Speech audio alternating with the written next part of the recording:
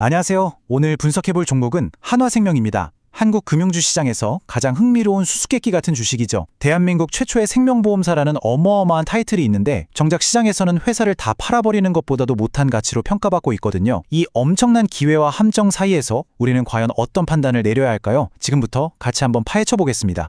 네. 그래서 핵심 질문은 바로 이겁니다. 지금 하나생명 주가는 말 그대로 헐값에 거인을 살 수 있는 절호의 기회일까요? 아니면 섣불리 들어갔다가는 빠져나오기 힘든 위험한 함정일까요?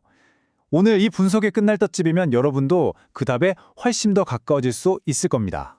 자, 한화생명의 미래를 알려면요. 먼저 이 거인의 발목을 꽉 잡고 있는 현재의 문제부터 들여다봐야 합니다. 아니 도대체 시장의 리더가 왜 이런 대접을 받고 있는 걸까요? 그 첫 번째 단서부터 바로 확인해 보시죠. 한화생명, 무려 1946년에 세워진 대한민국 최초의 생명보험사입니다. 거의 80년 동안 시장의 한가운데서 버텨온 그야말로 우리 금융계의 살아있는 역사라고 할 수 있죠. 그런데 바로 이 지점에서 첫 번째 딜레마가 시작됩니다. 자, 이 숫자 한번 보세요. PBR 0.21배. 이게 도대체 무슨 뜻일까요? 아주 쉽게 말해서 지금 당장 회사를 문 닫고 모든 자산을 다 팔면 주주들한테 100원을 돌려줄 수 있는데 시장에서는 이 회사를 고작 21원에 거래하고 있다는 뜻입니다. 멀쩡히 살아있는 회사가 망했을 때보다도 가치가 낮다는 거, 이게 바로 하나생명이 가진 딜레마의 가장 핵심적인 부분입니다. 자, 그렇다면 이런 말도 안 되는 평가에도 불구하고 낙관론자들은 도대체 뭘 보고 있는 걸까요? 잿더미 속에서 부활할 불사조라도 보는 걸까요? 지금부터 한화생명이 숨겨둔 강력한 성장 엔진들을 하나씩 꺼내보겠습니다. 이 엄청난 숫자 보이시나요? 이건 그냥 직원 수가 아니에요. 대한민국 구석구석에 퍼져 있는 한화생명의 막강한 영업군단, 바로 FP 조직의 규모입니다. 3만 명이 넘는 이 조직은요, 그 어떤 경쟁사도 감히 따라올 수 없는 한화생명의 가장 강력한 무기라고 할 수 있습니다. 그리고 이 거대한 판매 조직은 이제 그냥 사람 수로만 승부하는 게 아닙니다. 여기에 인공지능 AI 기술을 더해서 디지털로 빠르게 전환하고 있고요. 또 베트남이나 인도네시아처럼 막 성장하는 시장에서도 성공적으로 자리를 잡아가고 있죠. 이 모든 게 합쳐지면서 미래의 높은 수익을 만들어낼 강력한 성장 엔진으로 진화하고 있는 겁니다. 여기서 바로 재판 분리라는 아주 중요한 전략이 나옵니다. 쉽게 비유를 하자면요. 원래는 직접 자동차를 만들던 공장이었는데 이제는 다른 회사 차까지 전부 다 파는 대한민국에서 제일 큰 자동차 대리점 네트워크로 변신한 것과 같아요. 플랫폼으로서의 가치가 어마어마해지는 거죠. 하지만 이 모든 성장 스토리를 한 방에 뛰어넘을 투자자들이 정말 숨죽여 기다리는 단 하나의 이벤트가 있습니다. 바로 2026년으로 예상되는 배당 재개입니다.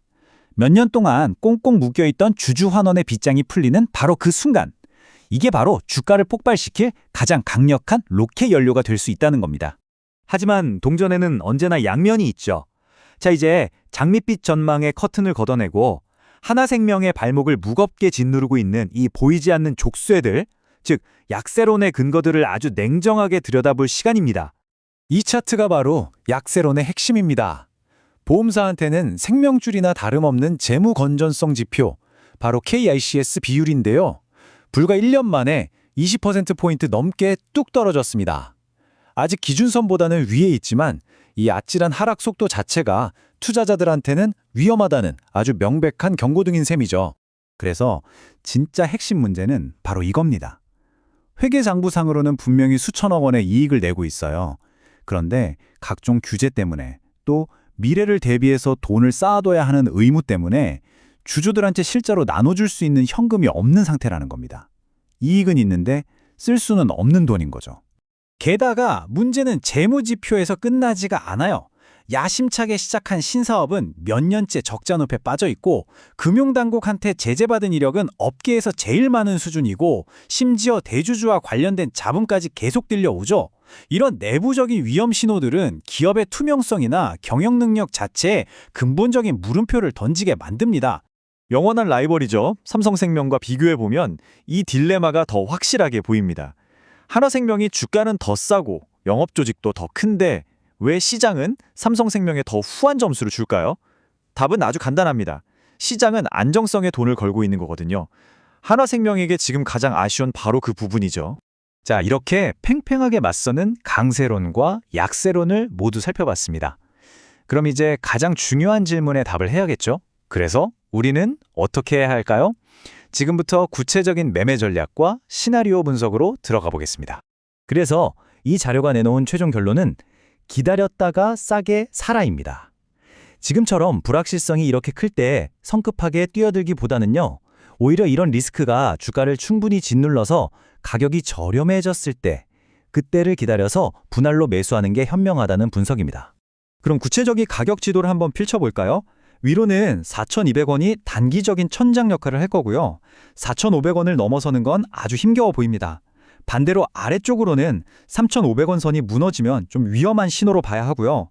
그리고 만약에 주가가 3,000원 근처까지 내려온다면 바로 거기가 가치 투자자들이 오랜 동안 기다려온 역사적인 저점 매수 기회가 될 수 있다는 거죠. 앞으로 한화생명 앞에는 크게 세 갈래의 길이 놓여 있습니다. 첫 번째, 2026년에 배당이 확정되면서 5,000원을 향해 날아가는 최상의 시나리오. 두 번째, 안개가 거치지 않아서 지루한 박스권에 갇히는 현실적인 시나리오. 그리고 마지막, 재무 건전성에 빨간불이 켜지면서 2,800원대까지 추락하는 최악의 시나리오입니다. 결국 모든 열쇠는 배당과 재무 건전성, 이 두 가지가 쥐고 있는 셈이죠. 오늘 분석의 결론은 이 한 문장으로 대신할 수 있을 것 같습니다. 시간을 견딜 수 있는 투자자에게는 50% 이상의 수익을, 하지만 단기 투자자에게는 고난을 안겨줄 수 있는 주식. 이 문장이야말로 한화생명 투자의 본질을 가장 정확하게 꿰뚫고 있는 말 아닐까요? 자, 여러분은 이 시간의 시험을 견뎌낼 준비가 되셨습니까? 오늘 분석은 여기까지입니다.